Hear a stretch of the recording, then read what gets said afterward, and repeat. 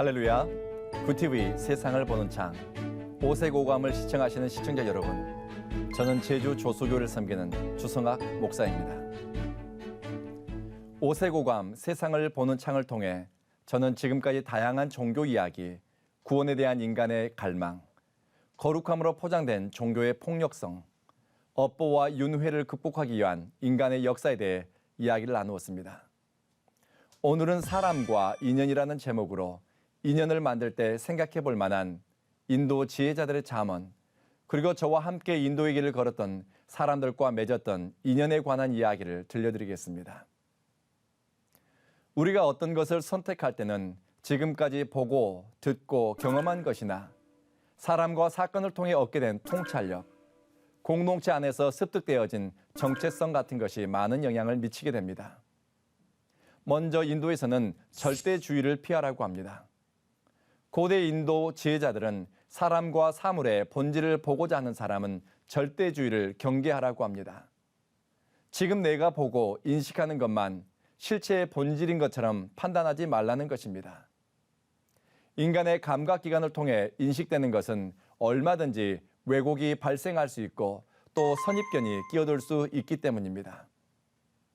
전도서 7장 15절에서 지혜자는 이렇게 말합니다. 하나님을 두려워하는 사람은 극단을 피합니다. 하나님을 두려워하는 사람은 내가 깨달은 일부분을 전부인 것처럼 이야기하지 않습니다. 또한 사람과 인연을 맺을 때 드러나는 것으로 성급하게 상대방을 판단하지도 않습니다. 겸손한 구도자는 진리를 독점한 듯 오만하게 행동하거나 사람을 다 아는 것처럼 이야기하지도 않습니다. 오히려 실체와 사물의 본질을 보기 위해 자신의 무지와 경험의 부족, 지적인, 영적인 한계를 인정하고 겸손한 자세를 유지합니다. 그들은 묻는 것을 두려워하지 않고 배우는 데서 즐거움을 얻습니다.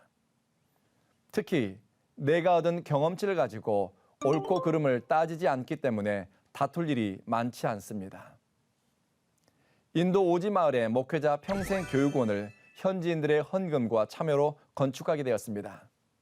1층에는 200명 정도 들어갈 수 있는 예배당, 그리고 2층에는 도서관, 강의실, 그리고 화장실이 있습니다. 그런데 2층에 있는 화장실의 위치가 구조적으로는 1층 예배당 바로 위쪽에 자리 잡고 있었습니다. 건축이 마무리 단계에 들어섰을 때 생각지도 않은 문제가 생겼습니다.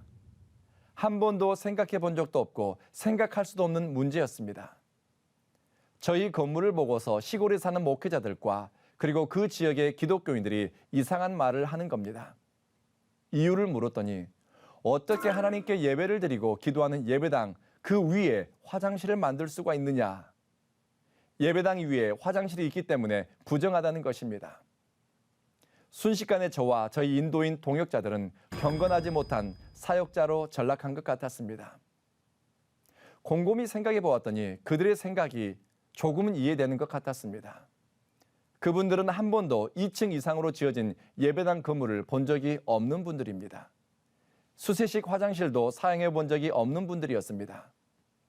자기들이 알고 있는 화장실은 재래식 화장실 뿐이기 때문에 예배당 위층에 화장실이 있으면 냄새가 나고 더러울 것이라는 생각을 가지고 그런 이야기를 한 것입니다. 저희 동역자가 그분들에게 물었습니다. 여러분, 하나님은 우리와 함께 계신다고 하면 하나님은 어디에 계십니까? 그랬더니 저희를 비난하던 현지인들이 하나님은 우리 안에 임재해 계십니다 라고 대답하더랍니다. 그래서 저희 사역자가 또 물었습니다. 우리 안에 있다고 하면 하나님은 어디 계십니까? 그랬더니 우리 안에, 이 안에 있습니다 라고 대답을 하더래요. 그러자 저희 전도자의 대답입니다. 좋습니다. 당신 안에 거룩한 하나님이 계시다면은 당신 안에 세프티 탱크, 대장을 인도에서는 이 세프티 탱크 똥통이라고도 부릅니다. 그러면 하나님이 당신의 똥통 옆에 계시다는 겁니까? 당신 똥통 옆에 하나님이 계시는 것은 거룩하고 우리가 짓는 건물 위에 화장실을 만드는 것은 불경건한 일입니까? 이 일은 해프닝으로 끝났습니다. 현재 그곳은 인도 오지 목회자들의 쉼터로 훈련원으로 사랑방으로 아주 잘 사용되고 있습니다. 진리를 찾는 구도자들은 내가 경험한 경험치를 절대화하거나 내가 깨달은 것을 진리의 전부인 것처럼 이야기한다면 진리가 주는 자유함, 큰 진리의 바다를 경험하는 것을 상상할 수도 없을 겁니다. 성경 말씀에 이런 말씀이 있습니다.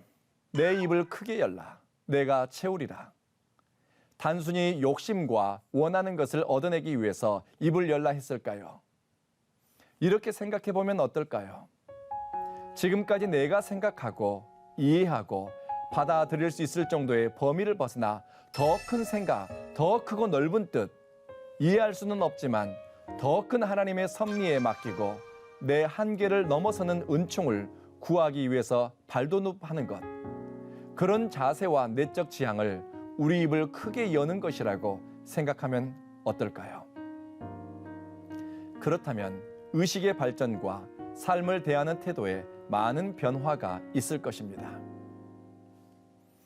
인도의 잠언집에 이런 글이 있습니다. 한 가지 관점, 한 가지 나야만을 고수하게 되면 그것은 필경 다른 사람의 관점, 다른 사람의 나야와 충돌하게 될 것이다. 그것들이 서로 상호 의존적으로 기능할 때 생산적이며 바른 이해를 갖게 할 수 있다. 서로의 이해관계가 다르기 때문에 시급함의 정도가 다르기 때문에 사람들은 상생과 조화로운 삶보다는 이기적이고 특권적인 이익을 우선시하는 경향이 있습니다. 쌍둥이에게 젖을 멀리는 엄마가 1번, 2번 합리적인 순서를 따라서 아이들에게 젖을 먹이지 않습니다. 더 배고픈 아이에게 먼저 혹은 발육이 더딘 자녀에게 먼저 젖을 물린다고 합니다. 좋은 인연은 기호가 맞는 사람들과의 어울림이 아닙니다. 서로의 관점과 기호가 다르더라도 존중과 배려를 통해 품이 넓은 사람으로 서로가 자라갈 수 있는 인연입니다. 사람을 귀하게 여기는 마음에서 좋은 인연이 자라갑니다. 몇 년 전 삼손이라고 하는 월드비전 인도 책임자를 만나 이야기를 나눈 적이 있습니다. 그가 굉장히 젊었을 때 인도의 오지 마을을 다니며 월드비전 사역을 확장시켜 나아갔다고 합니다. 그가 어느 날 우타프라데시 주에 있는 작은 오지 마을을 답사를 갔습니다. 답사를 끝내고 마을 입구에서 자기를 픽업하러 올 차를 기다리고 있는데 자기를 유심히 지켜보던 노인과 대화를 나눌 기회가 있었다고 합니다. 그 노인이 삼손에게 묻습니다. 당신 뭐 하는 사람이요? 저는 이곳에 직업학교도 세우고 마을 주민들을 위해 우물도 파고 아이들도 학교 보내 공부하게 할 것입니다. 여러 가지 프로젝트에 대해 한참을 설명했습니다. 그러자 노인이 이렇게 이야기를 하더랍니다. 당신은 지금까지 일에 대해서 이야기했습니다. 왜 사람에 대해서는 묻지 않습니까? 누가 이 마을에 사는지, 우리가 어떤 사람들인지, 그리고 우리가 무엇이 필요한지 왜 우리에 대해서는 묻지 않습니까? 당신은 우물 팔 곳, 학교 세울 곳, 마을 회관 세울 자리 이런 것만 보고 있습니다. 사람에게 관심을 두십시오.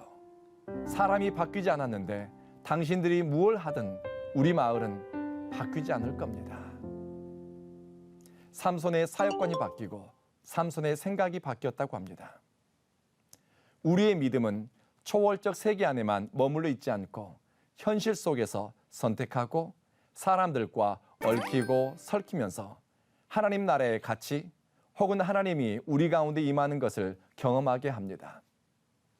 하나님의 시선이 상하고 찢긴 마음을 가진 사람에게로 향하는 것을 기억한다면 우리에게 허투루 해도 될 인연은 없습니다.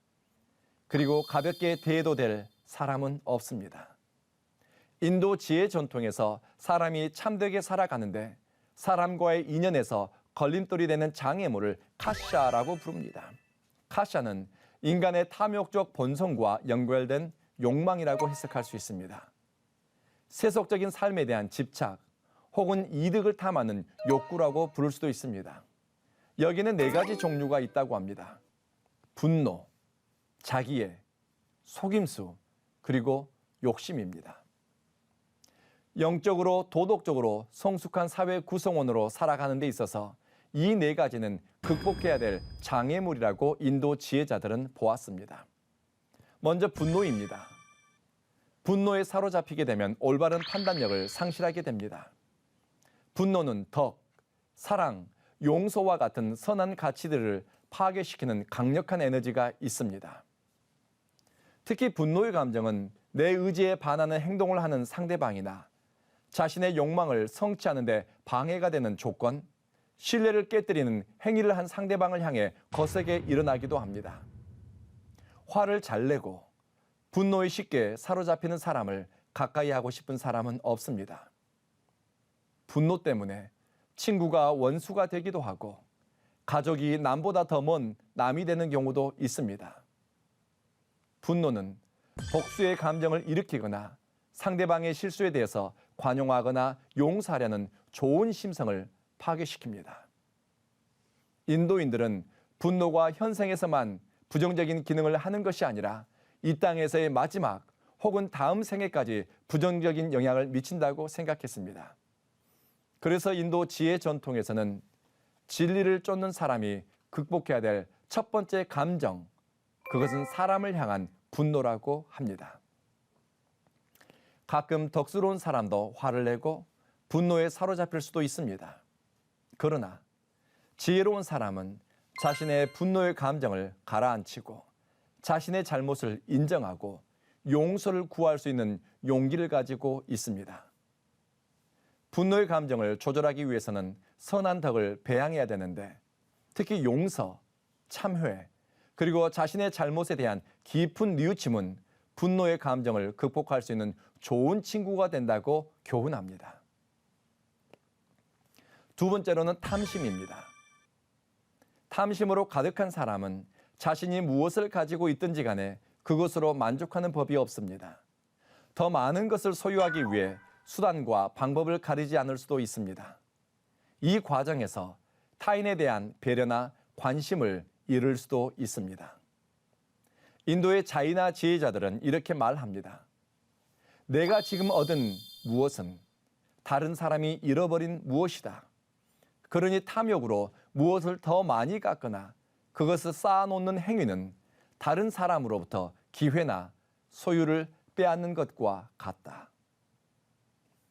탐심에 사로잡히게 되면 누군가를 위해 배려하기 쉽지 않고 특히 어려움에 빠진 사람을 위해 자신의 것을 나누기는 더 어려워집니다. 그러니 탐심을 극복하는 가장 빠른 길은 만족하는 법, 자족하는 법을 배우는 것이라고 합니다. 현재 주어진 것에 감사하고 만족을 배운다면 탐욕이 그의 삶과 동기를 이끌어가도록 내버려 두지는 않을 것입니다. 그리고 내가 가진 몫에서 일정 부분을 떼어서 다른 사람에게 나누는 습관을 기르는 것이 탐심을 극복하는 좋은 방법이 될 수도 있습니다. 탐욕을 쫓아 무엇을 소유하는 것에 안식이 있을 거라고 생각하지만 탐욕은 내면의 평화와 행복을 깨뜨릴 수 있기 때문에 인도의 구도자들은 이것을 경계합니다. 세 번째로 자기애입니다. 자기를 소중히 여기는 마음은 귀한 마음입니다. 그러나 자기애로 가득한 사람은 올바른 판단력과 함께 타인에 대한 정중함과 관대함을 잃어버릴 수도 있습니다. 라이놀드 니버라는 사회윤리학자는 빛의 자녀들과 어둠의 자녀들에 관한 글에서 자기애는 원죄에 뿌리를 두고 있다고 했습니다. 특히 자기애는 권력에 대한 의지, 사회적 인정과 특권을 추구하게 만들고 권력과 영광을 쟁취하기 위해 수단과 방법을 가리지 않게 하게 하는 위험한 것이라고 보았습니다. 어둠의 자녀들은 자기 이익을 무제한으로 추구하고 자기애를 충족시키는 것이 삶의 목적이고 동기가 됩니다. 그러나 빛의 자녀들은 자기 이익이 선택의 기준이 아니라 보편적인 법, 선을 추구하며 조화로운 삶을 추구하는 것이라고 했습니다. 인도에서 기독교 수도원의 수도자들을 만나 교제하고 그들로부터 삶과 신앙에 대한 많은 이야기를 나누고 또 들었습니다. 그들이 당부했던 것 중에 하나가 겸손함이었습니다. 인간이 성장하고 하나님과 사람과의 관계에서 성숙함으로 나아가게 하는 데 있어서 겸손함이 가장 유익한 디딤돌이 된다고 합니다. 네 번째로는 속임수입니다. 인도의 지혜자들은 속임수는 개인의 삶을 부정직하게 만들고 사람과의 관계를 파괴시키는 것으로 보았습니다. 속임수 때문에 사람은 친구를 잃을 수도 있고 신망을 깨뜨릴 수도 있습니다. 예수님은 속임수가 거짓된 마음 혹은 악한 마음에서 나오는 것이라고 경고하기도 했습니다. 어쩌면 진실을 회피하고 거짓말과 속임수로 상황을 회피하고 싶은 것은 죄된 본성을 가진 인간에게는 자연스러운 본성일지도 모릅니다. 아담과 하와가 범죄한 이후 그들은 책임 회피로 하나님의 시선을 피하려고 했습니다. 그리고 그들의 아들 가인은 거짓말로 자신의 끔찍한 범죄를 감추려고 시도했습니다. 속임수와 거짓에 길들여지는 것에 맞서는 가장 지혜로운 방법은 정직함입니다. 믿음의 삶을 사는 사람은 초월적 존재로서 하나님을 알아가지만 영적 깨달음은 현실 세계 속에서 사람들과의 관계 혹은 인연에 많은 영향을 미칩니다. 사람이 작다고 가볍게 여기면 안 되는 것이 인연이라고 할 수 있습니다. 크고 작은 인연과 인연이 얽히고 설키고 또 풀어지면서 만들어지는 것이 우리의 삶입니다. 사람과의 인연을 이해관계를 목적으로 한다면 그 인연은 자칫하면 득보다는 독이 될 수 있습니다. 선한 마음을 가지고 사람을 귀하게 여기는 마음으로 상대를 대한다면 우리는 뜻밖의 자리에서 만남을 통해 하나님께 영광을 올려드리고 복된 인원을 만들어갈 수 있게 됩니다. 제가 가르쳤던 전도자 중에 V라고 하는 전도자가 있었습니다. 힌두교 사제였던 사람인데 기적 같은 은혜로 예수를 믿게 된 사람입니다. 몇 년 전 강의를 하는데 이 V 전도사가 간증을 하고 싶다고 손을 드는 겁니다. 그래서 우리 학생들에게 양해를 구하고 간증할 기회를 주었습니다. V 전도사가 제게 묻습니다. 주 목사님이 저를 처음 만났을 때 제게 뭐라고 질문했는지 기억하십니까? 오래된 기억이라 잘 모르겠다고 했더니 이렇게 대답하는 겁니다. 주 목사님이 제게 물었던 첫 번째 질문이 혹시 당신은 아내를 때린 적이 있습니까? 제가 그렇게 물었다는 겁니다. 당시 V 목사는 갈 곳이 없는 떠돌이 전도자였습니다. 힌두교 사제에서 기독교 전도자로 개종했으나 그를 환영하는 곳이 없었습니다. 우연한 기회에 한국에서 온 목사님을 만나보면 당신 인생의 해답을 찾을 수 있을지 모르겠다는 사람들의 이야기를 듣고 저를 찾아왔습니다. 먼 길을 물어가며 저를 찾아왔는데 이 V 목사의 이야기에 따르면 저를 만나러 오기 전날 그는 아내에게 폭력을 행사했다고 합니다. 그리고 저를 만나는 당일날 아침에도 아내를 구타하고 저를 만나러 온 것입니다. 그리고 저를 만나자 그는 두 손을 모으고 이렇게 인사했습니다. 스토트람, 주님을 찬양합니다. 그때 제가 그에게 물었던 질문이 당신은 아내를 때린 적이 있습니까? 라는 질문이었다고 합니다. 저는 왜 제가 그런 질문을 했는지 기억도 나지 않은 오래전 이야기였습니다. 그 질문을 저에게서 받고 V 목사는 두려운 생각이 들었다고 합니다. 아, 하나님이 다 보고 계셨구나. 깊은 산골 마을에서 아내에게 내가 무슨 짓을 했는지 주님이 보고 계셨구나. 그래서 이 한국인 목사가 이렇게 묻고 있구나. V 전도자는 그 이후로 한 번도 아내를 굿한 적이 없다고 합니다.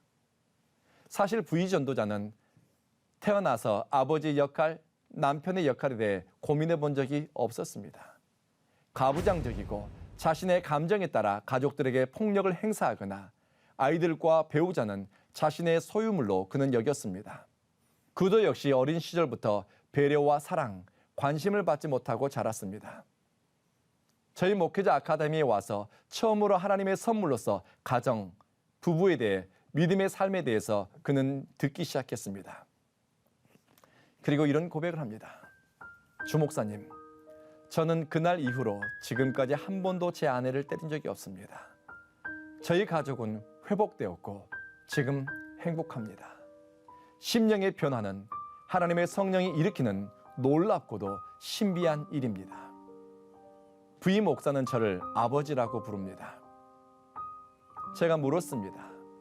왜 당신은 나를 아버지라 부르느냐?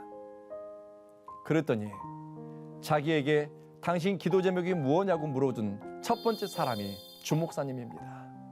시골 오지 마을의 전도자인 자기에게 당신 기도 제목이 무엇입니까? 물어준 사람이 저라는 겁니다.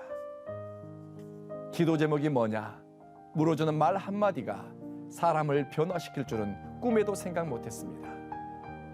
우리 믿음의 이야기는 하나님에 관한 것이지만 실상은 그 믿음이 사람들과 어떻게 관계하며 살아가는가 실제적이고 실천적이며 구체적인 삶과 관련이 있다는 것을 저는 선교 현장에서 경험했습니다.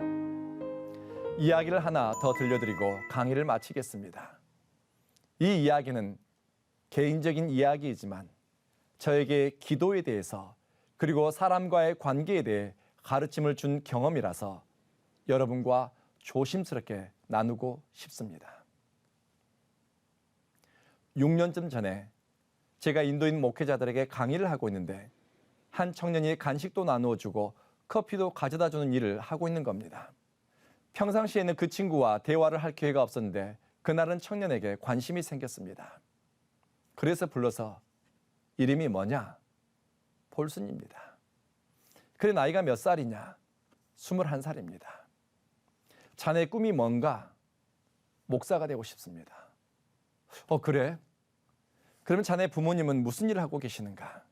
어디 부모님에 대해서 한번 이야기를 해주시게. 저희 부모님은 두 분 다 심장병 환자라 집에 계십니다.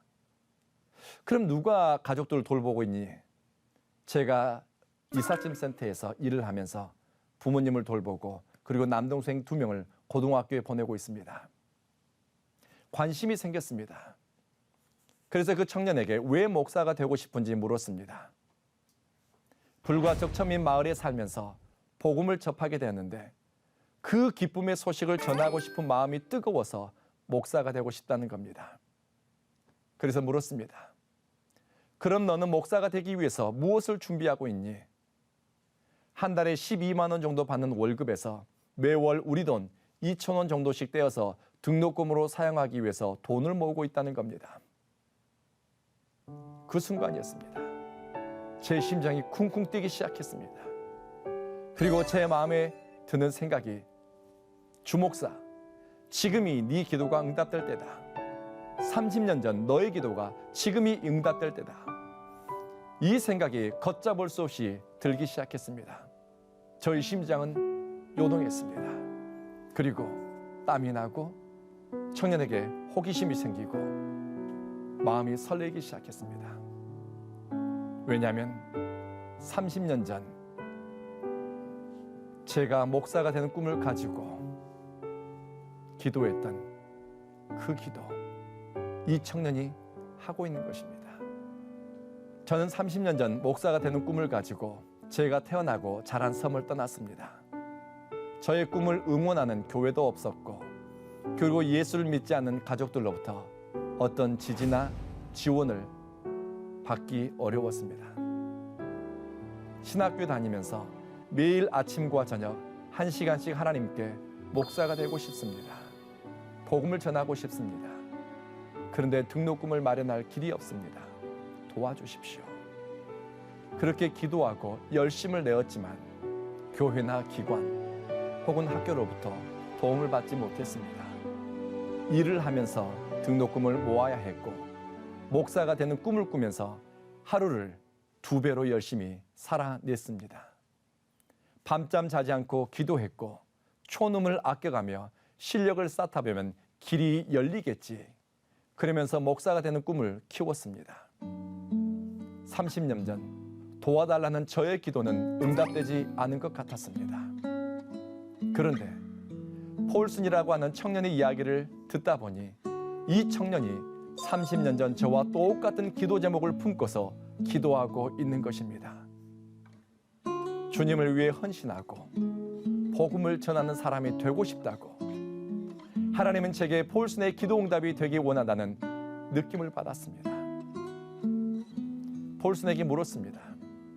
너에게 만약 신학교에 들어갈 기회가 생긴다면 어쩌면 너는 아들로서 역할도 못할 수 있고 형으로서 역할도 못할 수 있다. 미안하지만 너 예수만 바라보고 십자가만 바라보고 갈 수 있겠느냐? 부모님께 여쭤봐라. 폴슨의 부모님은 큰아들을 기꺼이 보내겠다고 연락을 주었습니다. 저는 폴슨을 데리고 가 인도에서 가장 좋은 신학교 중 한 곳에 입학을 시켰습니다. 이제 폴슨은 대학 과정을 마치고 신대원 과정 마지막 학년을 다니고 있습니다. 폴슨은 졸업 후에 인도의 불가적 천민들에게 복음을 전하고 교회를 개척하는 꿈을 꾸고 있습니다. 기도 응답은 내가 원하는 것을 얻어야 이루어지는 것이 아닐 수도 있습니다. 때로는 다른 사람의 기도 응답을 위해 내가 디딤돌로 쓰임받는 방식으로 우리의 기도가 응답될 수도 있습니다. 주님 앞에서 흘린 눈물, 간절한 기도, 부르짖음. 시간이 지난다고 잊혀지는 것이 아니라 주님은 정확한 시간에 정확한 사람을 만나 기도의 응답을 받게 하시고 또 우리의 삶이, 우리의 선택이, 우리의 인연이 기도의 응답으로 쓰임받게도 하십니다. 좋은 인연은 이득이 되는 인연이 아니라 만남을 통해 사랑한 흔적을 남기고 서로에게 디딤돌이 되어지는 겸손함이 자라도록 응원하는 인연이 아닐까요? 그동안 시청해 주셔서 감사합니다.